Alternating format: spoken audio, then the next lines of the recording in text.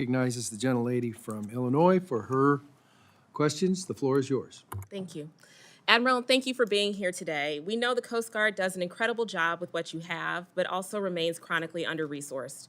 The Coast Guard does life-saving work to respond to maritime disasters, combat the flow of illegal drugs, counter China, and prevent cyber attacks.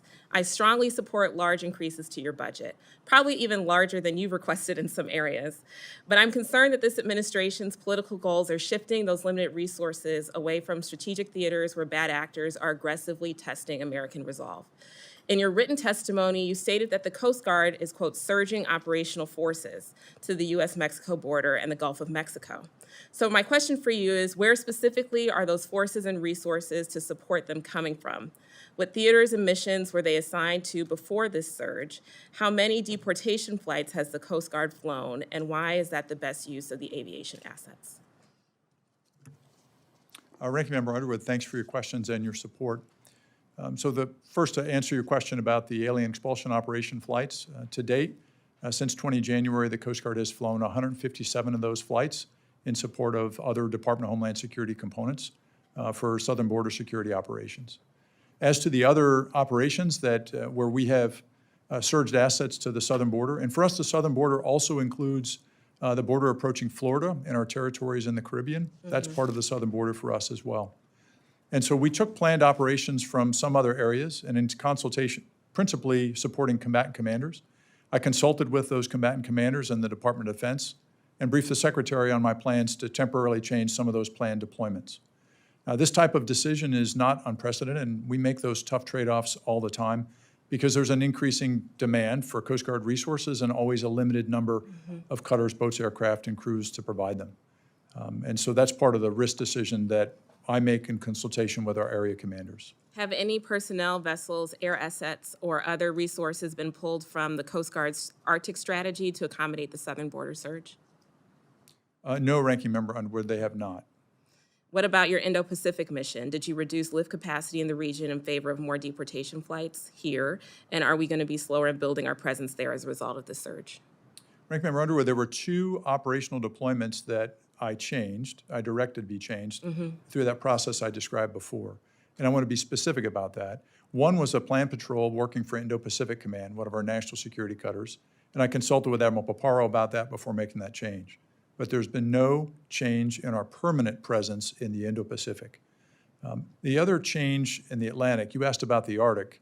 We had the cutter Calhoun, another national security cutter that was scheduled to support a port visit for a senior leader meeting of the Arctic Coast Guard Forum in Iceland, and we canceled that planned meeting. It wasn't an operational meeting, and so that was related to the Arctic, but I wanted to be specific and clear in my answer.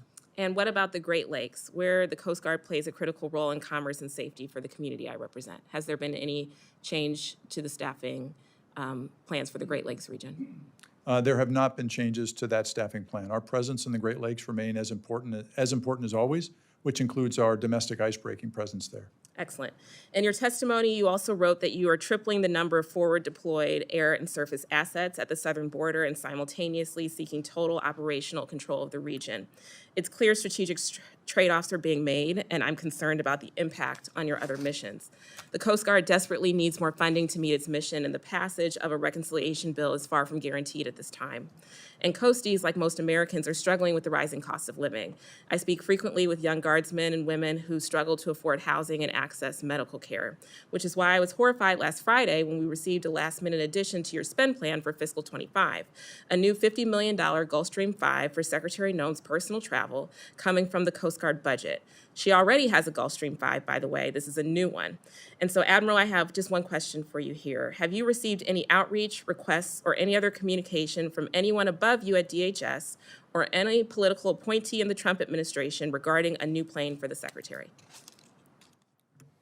Ranking Member Underwood, so first of all, thank you for the support of the committee and the continuing resolution for 25. And as part of that spend plan to address the needs of our service members and their families, we're able to provide that cover the pay raise for military and civilian personnel, including a targeted pay raise for our junior enlisted personnel, which was essential.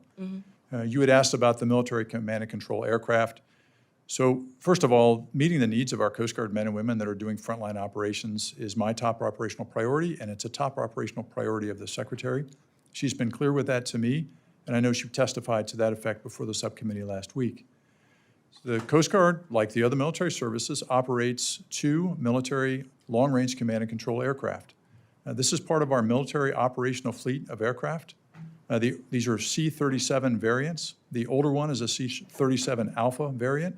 And like a lot of the rest of our operational aviation fleet and our cutters and our boats and our shore facilities, it's old and it's approaching obsolescence and the end of its service life.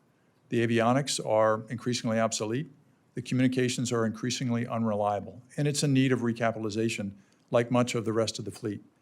But this aircraft is necessary to provide the Secretary, the Deputy Secretary, me as the Acting Commandant, the Acting Vice, and our 2 area commanders with secure, reliable, on-demand communications and movement to go forward, visit our operating forces conducting the missions, and then come back here to Washington to make sure we can work together to get them what they need. Mr. Chairman, my time's expired. I just want to note that I didn't hear the Admiral answer the question about whether he was directed to purchase this new Gulfstream 5, and I just want to note that as I conclude my time. Thank you. I yield back. The chair recognizes Mr. Rutherford for 5 minutes for his questions. Thank you, Mr. Chairman, Ranking Member.